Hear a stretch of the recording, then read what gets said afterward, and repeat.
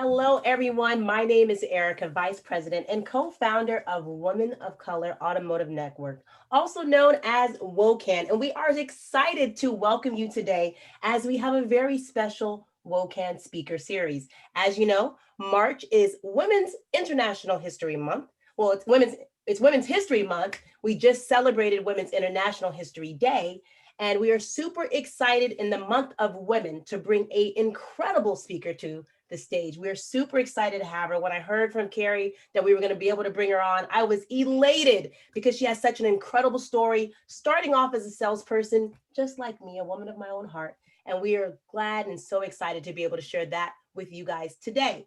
So today we are featuring Diana Lee. She is CEO and co-founder of Constellation Agency, and she is going to share her story about building a $20 million ad agency that serves major clients both in and out of automotive.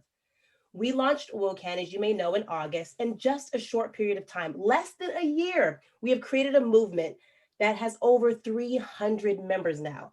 Today, we have both members and allies from all over the country and internationally, including Nigeria. I'm not sure if Bonnie's able to make it in tonight, but we're able to thank all of you for coming and for joining us for this special event. As you guys know, WOCAN has so many different things to offer, like our monthly speaker series, as we are doing right now, educational workshops that we offer, and then our quarterly member meetups, which we just recently had one, and it was absolutely phenomenal. We have our private Facebook group. We also have a clubhouse going on right now. And then, of course, our scholarships, which is our opportunity to give back to you, our loyal and wonderful members. So we thank all of you guys who come every month to see that we have. And this month, it won't be anything but phenomenal. And I'd like to introduce you to our president, the wonderful, beautiful, amazing hostess with the mostest. I always enjoy listening to her because she just lights up my heart. She's a good friend and our president, Mrs. Carrie Wise. It is so hard to follow Erica. I mean, I can't even pretend to compete with her in terms of her polish and presence, but thank you, Erica.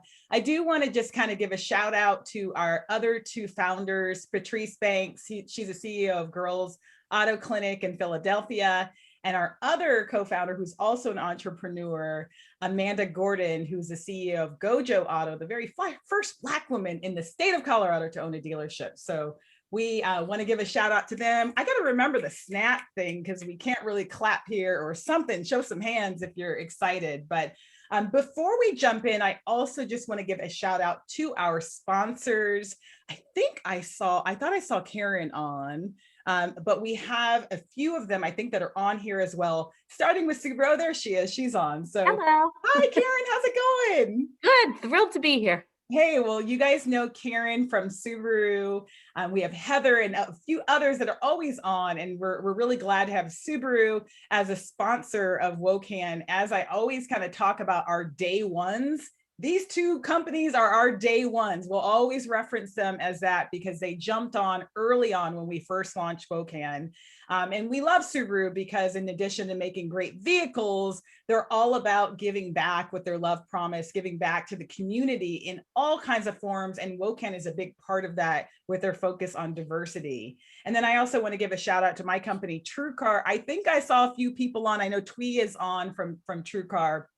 And you know, we're an online car shopping website with about 14,000 dealers, 10 million consumers. But like Subaru, we're also very focused on diversity and launching a DEI initiative last year and really putting our money where our mouth is in terms of supporting organizations like WOCAN. So we really appreciate the sponsorship from both Subaru and TrueCar. And this is an annual sponsorship. So they're going to be holding our hands throughout this year and a part of all of these events. So thank you to both of those sponsors. I do want to mention and actually announce that we have a new sponsor. And I don't know if we have anybody on. I don't think we have anybody on from the company, but so we'll introduce them next event. But I will make that announcement now that our newest sponsor is Car Global. And Car Global is a major company. They own auction companies and websites, and they across the board are a huge player in the automotive industry.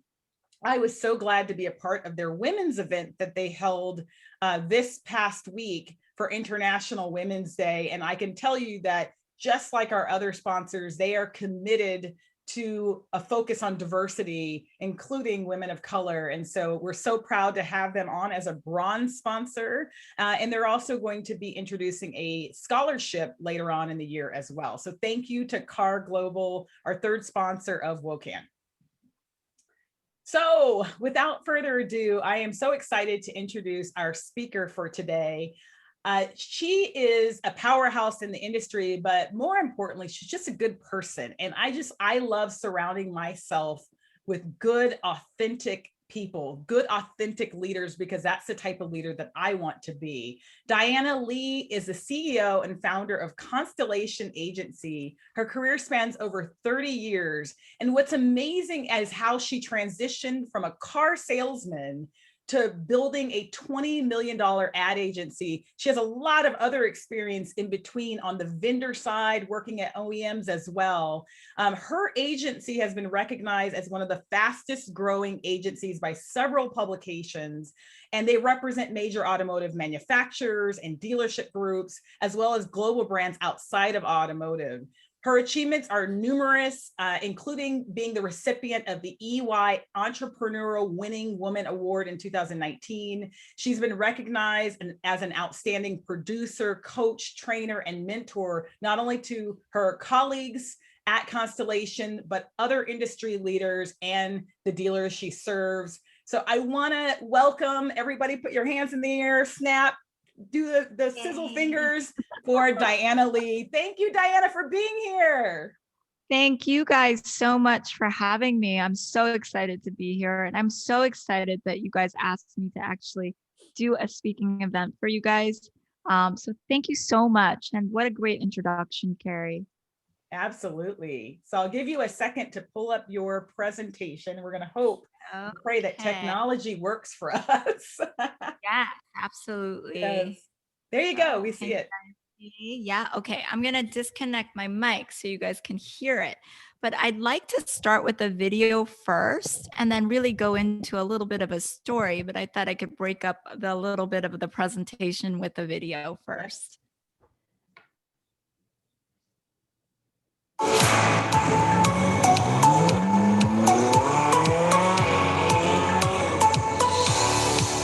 Living in the Motor City had a huge influence. Even as a child, we would sit on the porch and call out cars. That was a product that really stood out. First car I ever owned was an Audi. It was light blue. It was awesome. My parents bought me a Chevy Corsica as my first vehicle. My first car, it was a bright green Suzuki Swift. Nothing fancy. I was shocked at the amount of interest that they were charging me, so I paid that sucker off in 4 months. I'm Diana Lee. I'm the CEO of Constellation Agency. Starting the car business back in 1989, I think there were a lot of probably nicknames that people gave me, right? And Iron Butterfly being one of them. And I think it meant that I was pretty strong-minded, vocal, but yet I think I was feminine. I'm Crystal Wyndham, Interior Design Director for Cadillac. I've actually been referred to as a pit bull. I find challenging times to be an opportunity to really step up and make a difference. My name is Shilpa Patel. I am the Indirect Purchasing Director for Forcia North America. I am competitive. I don't like to be told what can't be done. I'm Karina Deal. I'm the CEO of Deal Automotive Group. In my world, being a female means that I'm a bitch because I'm succeeding in the world. It's just perception, which is sad. I don't believe there's enough females in the automotive space. It's such a male-dominated industry. At times, being the only one in the room may be me as an African American, it could be me as a woman. When you don't necessarily see yourself all the time, you could start to question, do I belong here? Am I good enough? Being in an environment where you may be, the only female or a minority around the table, but speak up, be an active contributor to the discussion and negotiate. I still struggle with the fact that I run a company and I don't get credit for it from outsiders. I had been a dealer, I want to say it was a year or so, and this guy came up to me and he looked at me and he said, "I bet you are going to fail." I hope at some point he reads about me and he regrets ever saying that to anyone, because he would not have said that to a 6'4" man. More than ever, we're looking for diversity. If everybody is the same, then we're missing some component of things that we won't represent for our consumers. And I don't believe innovation can really happen without diversity. I strongly believe that if you're a hard worker and you're getting solid results, that it should directly correlate to advancement. Unfortunately, the real world doesn't always work that way. It's up to you to say, hey, here's what I've done, here's what I need. This is what I think is fair. Your male counterparts, they're asking me for raises and for promotions and for title changes. I need you to advocate for yourself. Take charge of your careers. Don't leave things to chance. If you have an opportunity to take a lead on a project, do it and make your work visible. Just being there is the statement that needs to be made. It's our opportunity to make a difference. Stand up for what you believe in, fight for it, don't quit. And I think a key ingredient to being successful in your career is to take risks. I think that's been the most important thing to helping me achieve some success in this career.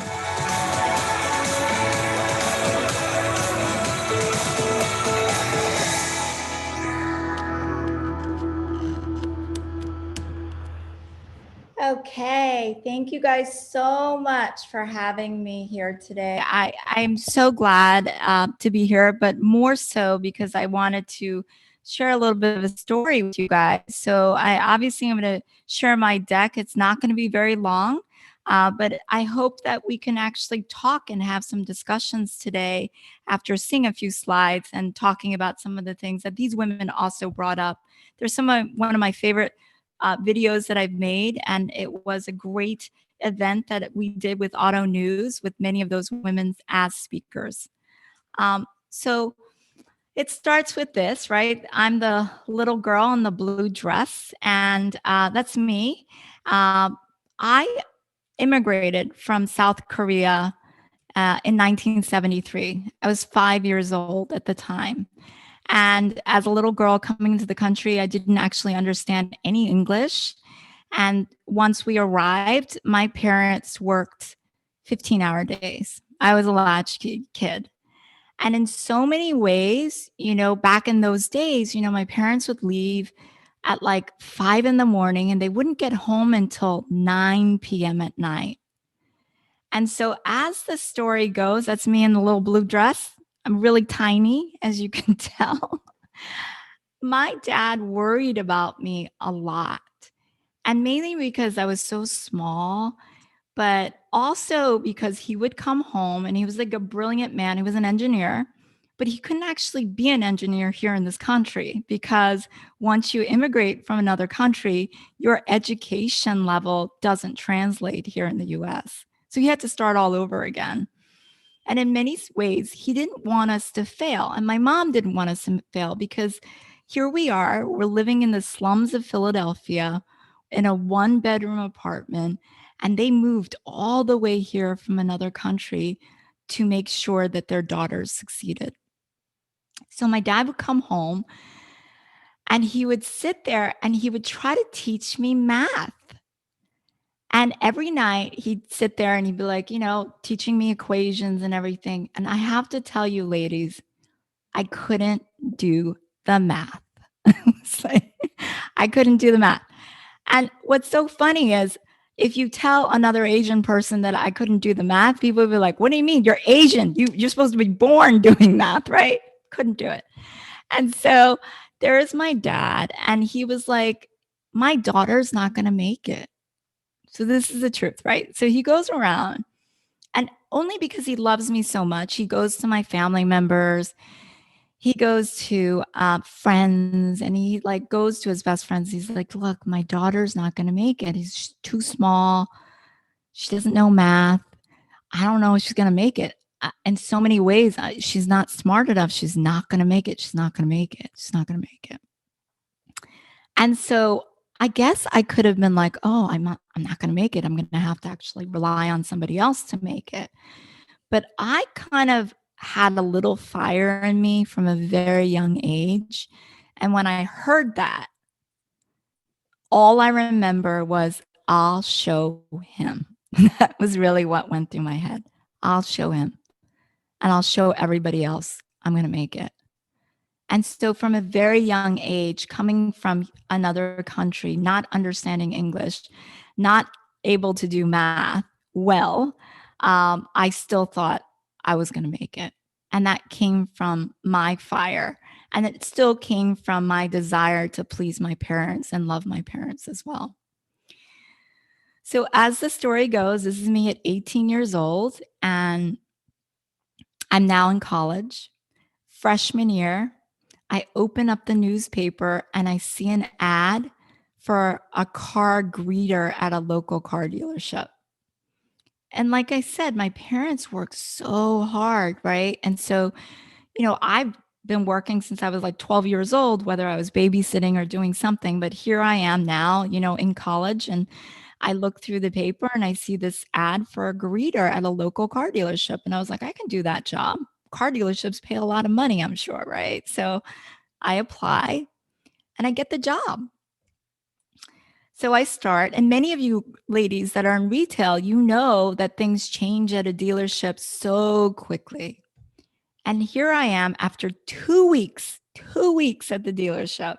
They go, you're not a greeter anymore. We have too many ups in the showroom. You're a salesperson. You better go wait on a customer. And that was my entry to selling vehicles. Just happened just like that. It was like, you're a salesperson, go out there, go wait on ups. And so, okay, I'll do it. It's survival mode. I got to do it. And I realized at the time that this is what's so funny.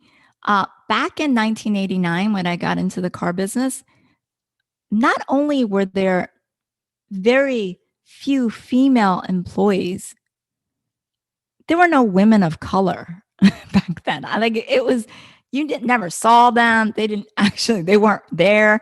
Definitely not as salespeople. Maybe they worked in the office, but they definitely didn't represent the consumer market of actually selling vehicles to consumers.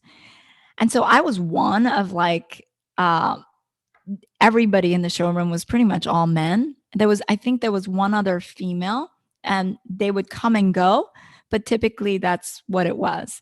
So I believe that the consumers loved actually seeing diversity, because as many times as I thought I should have failed, being 18 years old, I was able to sell cars, which is shocking to me, right?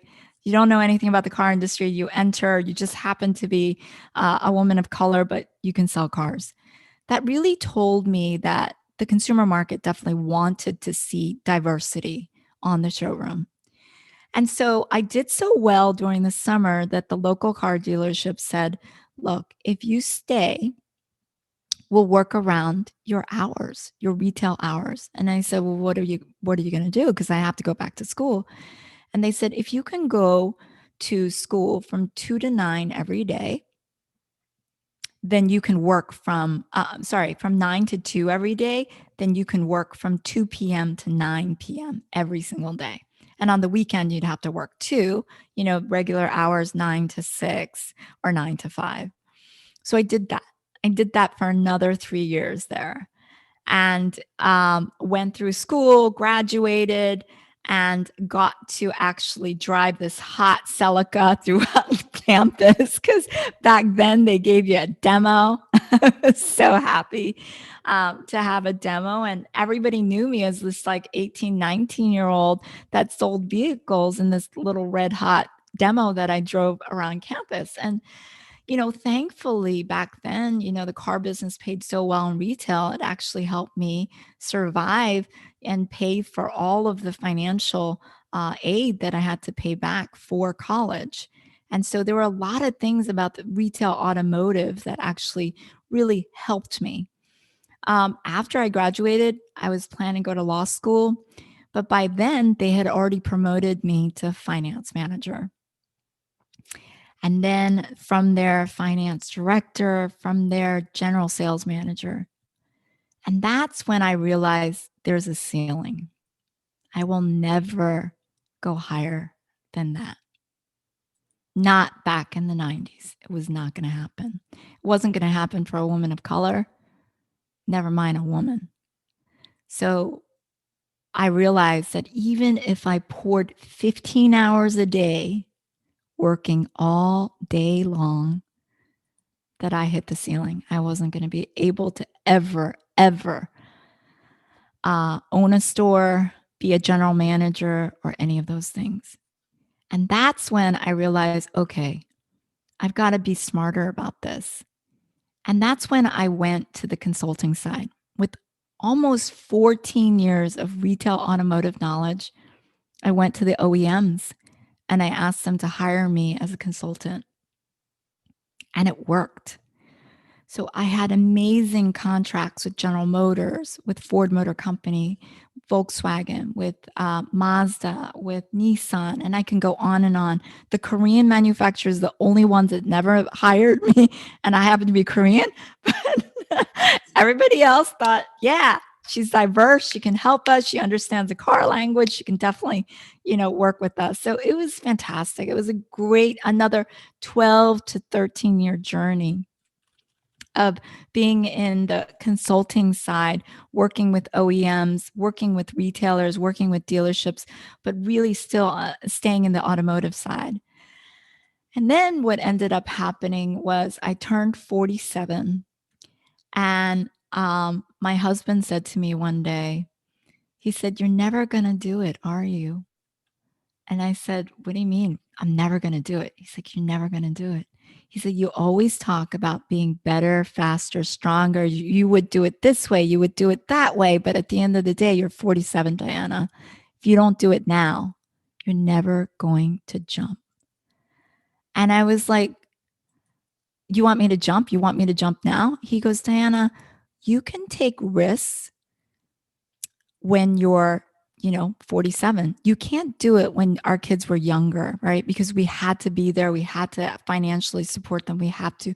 But I'm here to support you. So if you want to finally take a risk and you want to jumpstart your own career and do your own thing, you got to do it now. You're 47. You have to do it now." So with my husband giving me the encouragement to go out there and start a company, we started Constellation Agency.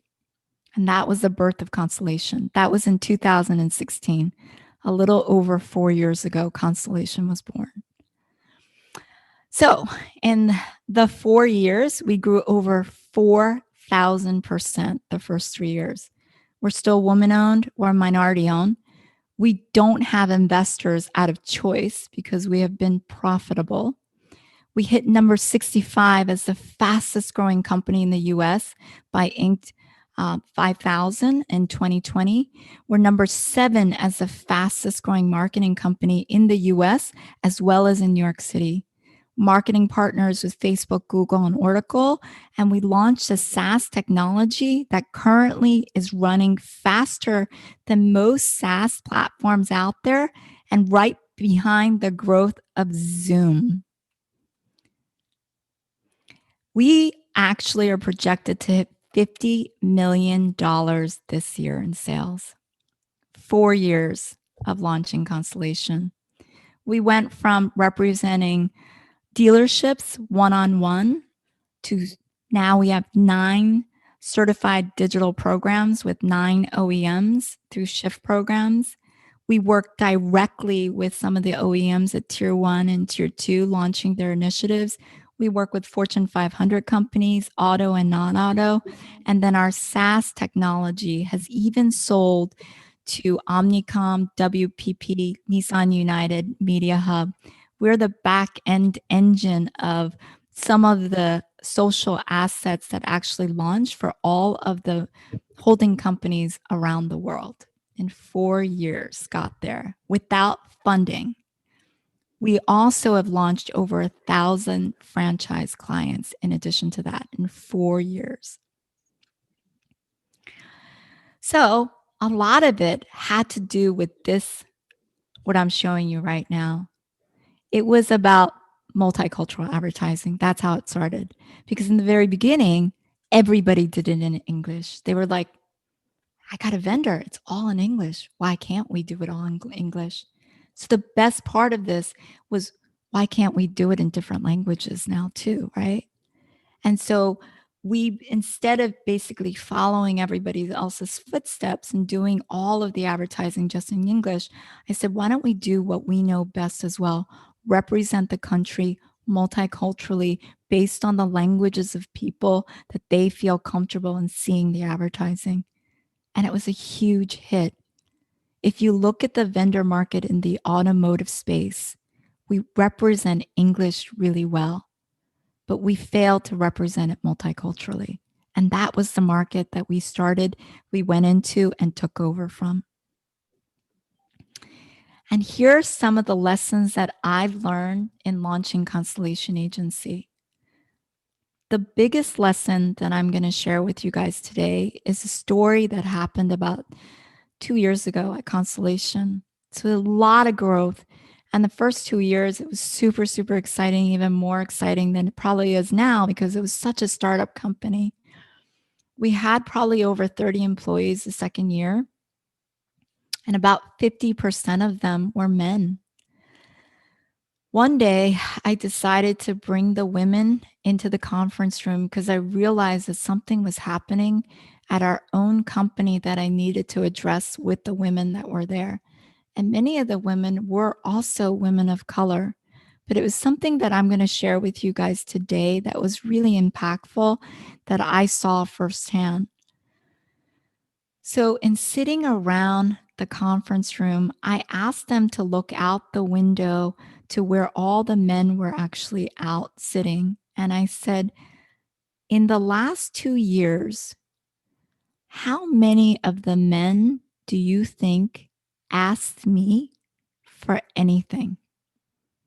Whether it be a title change, a raise, more vacation time, how many of them asked me for something? How many?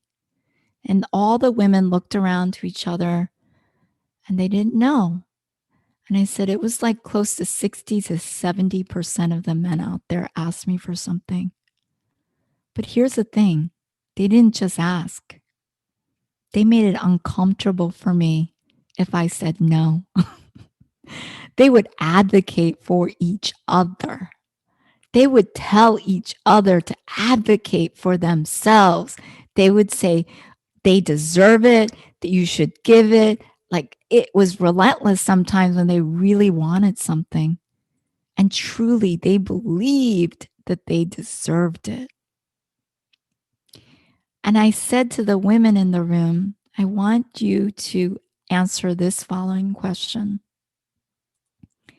How many of you in this room asked me for anything in the last 2 years? And the answer was so sad, but it was one. One of the 15 women asked for anything. One. And gosh, being a CEO of the company, you don't want people to ask you for anything, right? Like you don't want, I did not want any more conversations than I actually needed to have. But I knew that there was a greater mission.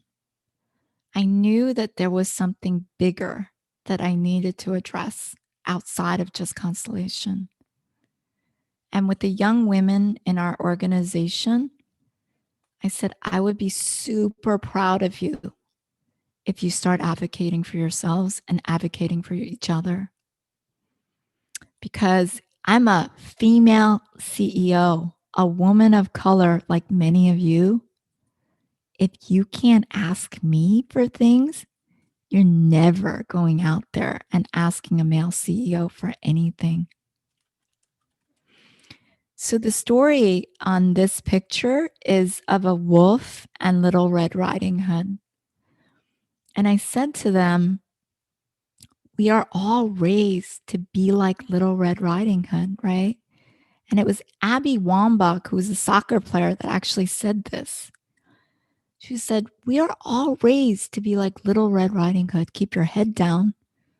Do what you're told. Take instructions.